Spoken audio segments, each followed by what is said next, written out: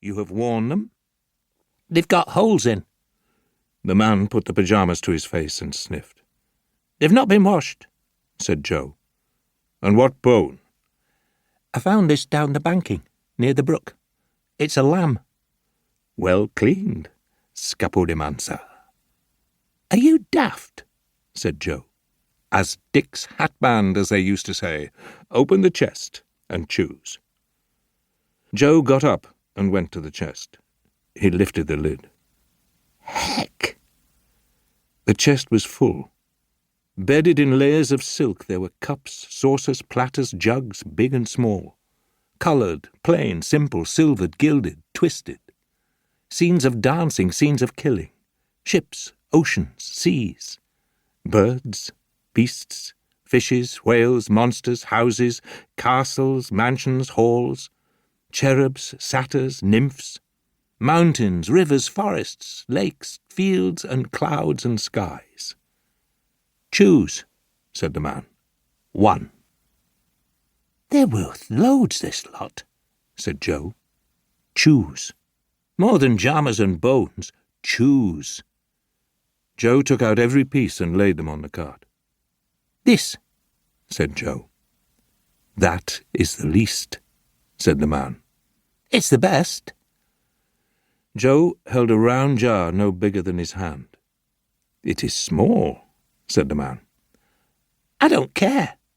"Of little price." "I don't care, it's grand. Grand as out." The jar was white, glazed, and chipped. Under the rim was painted in blue, "Poor Man's Friend," and beneath, "Price 1 3 halfpence." On the other side was, "Prepared only by Beech and Barnicot, successors to the late Dr. Roberts, Bridport." "It's old," said Joe. "As some would reckon. Now you shall have donkey stone." The man put everything back in the chest and closed the lid. There was an oval brass plate in the middle of the lid, and on it Joe saw a name engraved in flowing letters. "Blinkin' heck!" "What is wrong?" said the man.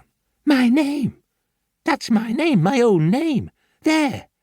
And real writing. See at it."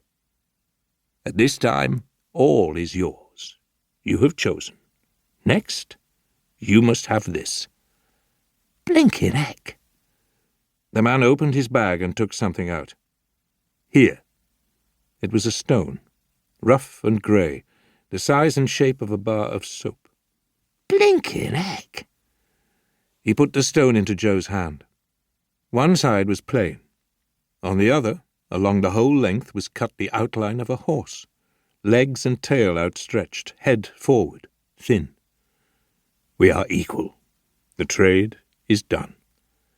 "And what am I supposed to do with this effort?" said Joe. "Use it." "How?" "As you have need."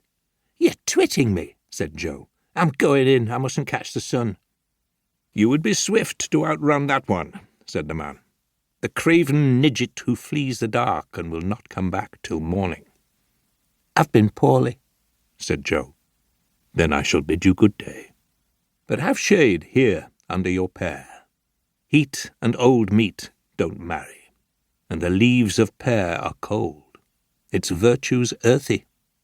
"You can come inside if you want," said Joe. "It's cooler."